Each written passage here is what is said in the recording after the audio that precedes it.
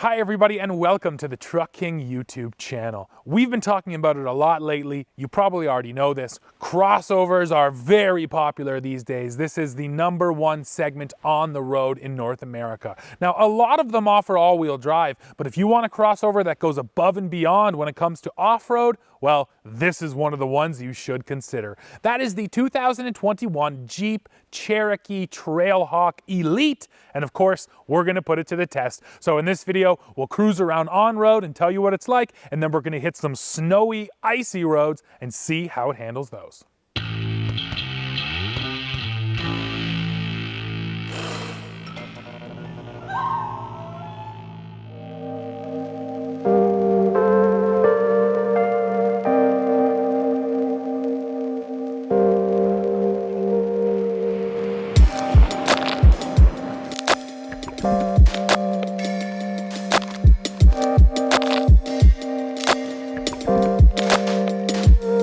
Let's start with the walk around. Now, the standard engine here on the Cherokee Trailhawk Elite is the 3.2 liter V6, making 271 horsepower and 239 pound-feet of torque, sent through a 9-speed automatic transmission. And this is just a little kind of design thing. I think it's really cool how the whole grille actually opens up with the hood. I don't know, maybe it's silly to you, but I think it's cool. Now, Cherokee styling has been controversial since day one. The original Cherokee, or I should say the updated Cherokee, when it was first relaunched, it was really aggressive looking. They've actually kind of smoothed out a lot of the lines and made it a little more rounded.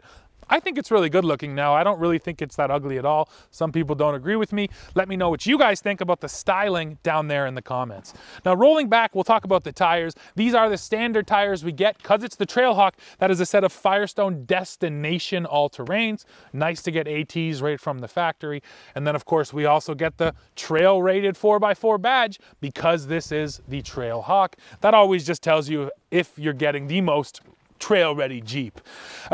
Rolling back, because it's the Trailhawk, we get some of this black plastic cladding as well, just to make it look a little bit tougher.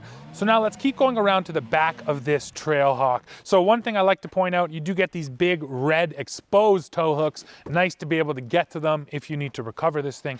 The other thing we get standard on this Elite model is a powered lift gate. And there's something in the back here that I want to show you guys that I really appreciate, and that is a full-size spare tire, which is accessible underneath this flap right here. You get a nice amount of space for whatever you need back here, plus that full-size spare. I do like that. And at the touch of a button, she closes up. Now let's go out there and go for a drive.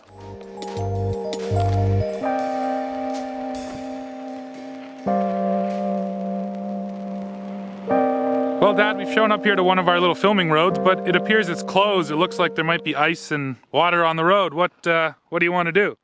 Well, it is a Jeep, so I'm going. Okay.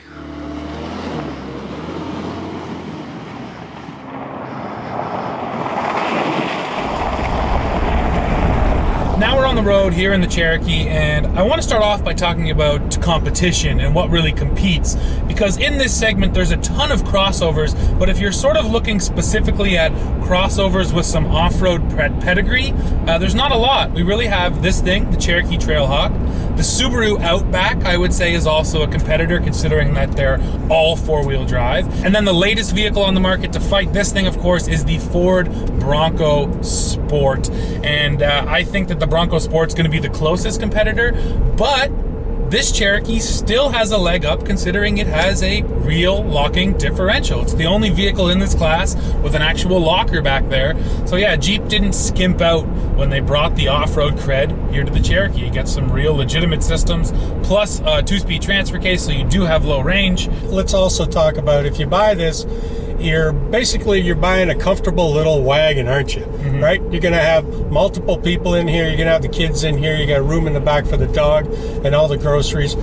However, every once in a blue moon, you're going down a bad cottage road, or like we found today, one of our favorite roads was closed. you know, this thing has a certain level of capability, but on the other hand, it doesn't beat you up like a Wrangler does. This thing drives really nice. Yeah, and that's exactly the key. If you're looking at the Jeep lineup and you are thinking a Cherokee or Wrangler, well, the Wrangler will take you further off-road, but the Cherokee will have you in way more comfort on-road. And yeah, I think it's just, you know, easy to drive, right? Just as simple as any other crossover these days. Furthermore, and Steve will throw up the numbers, but when you look at the pricing on this and you look at what's in the packages, they're really well outfitted and they're very competitive considering where they are in the market. Hey you, do you want to win one of these Scepter military style fuel tanks? Well, go below right now, hit the join button and become a member of the Truck King YouTube channel, and we're going to give one away for the first 3 months of this year. And when you become a member, you get direct access to us. We'll be here to answer your questions regardless of what they are. You got questions about your truck or car? Reach out to me, I'm a master mechanic. I'll help you out, but only if you hit that join button. Our model here today is the Trailhawk Elite. Now the Elite part of that basically means, like Dad said, we got all the great appointments inside, including leather seats, a leather steering wheel, and front ventilated seats. These things are cooled as well. Now because we got that model, we also get the standard 3.2 liter V6. And I don't know, Dad, how's the engine feel to you? Oh, it's got more than enough for what you're doing. This is a mid-sizer, so this is not a big vehicle. So far, so good, but what I'm concerned with is, like, what will it tow? That's a good question, and with this V6, you can actually do 4,500 pounds, which, again, is a pretty decent number for what feels like a small crossover. And yeah, and you know, you can match this up. There's a lot of nice little travel trailers on the market that'll come into that weight category, or Sure. your boats, you know, for that matter. But yeah, in other words, adventure trailer. Yeah, if you got this kind of a vehicle, you know, like let's say you're out towing your snowmobiles, you know, yeah, it's then now we play off the fact that you can get into those rough parking lots. Exactly. Now, no, of course, the roof doesn't come off on the Cherokee like it does on the Wrangler, but there is a massive panoramic sunroof. These things are becoming pretty standard in the industry these days, but it's nice that you can get it here in the Cherokee. It really lets a ton of light in. Yeah, it's like a greenhouse. You can bring your plants along, too.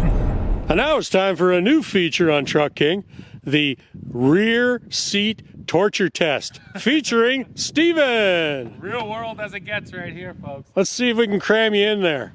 So, actually, the Cherokee has 40 inches of legroom. So even for me, it's fairly comfortable, but there is a problem in here, and come around the other side and I'll show you guys. You can probably already see it. Headroom. With this panoramic sunroof, the roof just hangs that much lower, and if this cover wasn't open, I would be totally banging into this roof. Now I stand at about 6'2", but I mean, I'm a good inch above here, so if you're 6 foot, 6'1", you're probably gonna have this problem as well. Definitely something to be aware of. The other systems that the Cherokee gets to help it off-road, and these are both in the Wrangler as well, you get hill descent control and then select speed control. And that select speed, it essentially is off-road cruise control. So it's going to allow you to forget about the gas and the brake. You set the speed and then you just drive with your hands. Once again, these systems are actually becoming pretty standard across the industry. I appreciate how smart they are and how they can honestly help you get unstuck or out of a tricky situation, but they take some of the fun out of it. You know, I love off-roading in my old 85 K10 because there's none of those systems. It's all me. It's a little more rewarding. I don't know how you feel about some of the off-road systems nowadays, but it's getting maybe a little too heavy-handed. Well, I don't even know, because honestly, with some of this stuff here, it's more along the lines of being able to set it, say, in snow mode when you're driving in a snowstorm, okay? So let's forget about off-roading for a minute and let's talk about those people who are just, you know, they're white knucklers, okay? So if the vehicle is helping you navigate crappy conditions on road, that's a good thing. You're right, and we might as well mention all the modes now. Like Dad said, we do have snow mode. We've been running in snow mode today. The biggest thing you'll notice is off the line, it really cuts your power back and just slowly rolls it on, so you get a nice smooth acceleration. But we also have sport mode, if you just want to go quick, and then you also get sand and mud and rock mode. Each one of those is going to tailor the 4x4 system and the traction control to make sure you're ready for those situations. The other thing that's interesting here, and I don't have the numbers in front of me, but the 2-speed transfer case, the 4-wheel drive low in this, it really actually runs high. It's geared to where we were running at like 40 miles an hour, 60 kilometers an hour in 4-wheel drive low, and it didn't feel like it was screaming. So it's got a much higher gearing, which also means that you're more likely to use it in sort of those semi conditions. Yeah, more regular driving. And you have to mention the combination of the T-case with a 9-speed automatic. If you just have all of those gears, it's going to allow you to get those higher speeds while still in 4 low and still getting the torque you want. And that rear locker only comes on when you're in 4-wheel drive low. So when I first saw that, I thought, well, that's dumb, because there's lots of places where I want to run at speed and I'd like to have the back end lock, but then I discovered that I can run at speed. Now we have to talk about tires here as well. So this is a set of Firestone Destination all-terrains. This is standard what you get on a Cherokee Trailhawk. And I think, we haven't done any crazy hardcore off-roading. We're not up north today with our normal trails, so we haven't really been pushing this thing. But I think the story we want to get across here is how not all terrains are really created equal. Just because it's called an AT, you can't expect a certain amount of performance, and I think that's really demonstrated by the set of all-terrains we had last week on our Jeep Wrangler. That was a set of Goodyear Wranglers with Kevlar protection. Those are ATs, they are M+S rated, but they just didn't feel that great in the snow. The second anything got wet, they lost all traction. Whereas today we have been doing some snowy driving, so Dad, what did you feel when you were on those kind of snow-packed roads? Well, I'm just going to reiterate that just because it says all-terrain, they're not all the same. And when you look at the differences, those were definitely more geared to highway driving. These, on the other hand, they're a little more aggressive, but I'm not going to say overly aggressive. And by that, I mean they're not loud, they're not all thumpy. But when we did get into sort of the loose, heavy slush that we've got out here today, they chewed through that pretty nicely. So, and then once we got back onto the pavement, they got decent manners, and a big deal for me anyway, because I'm old. I don't like them noisy, and these aren't. So no, they're really right in the right category, if you will. Sure, the balance is there. Balance is good.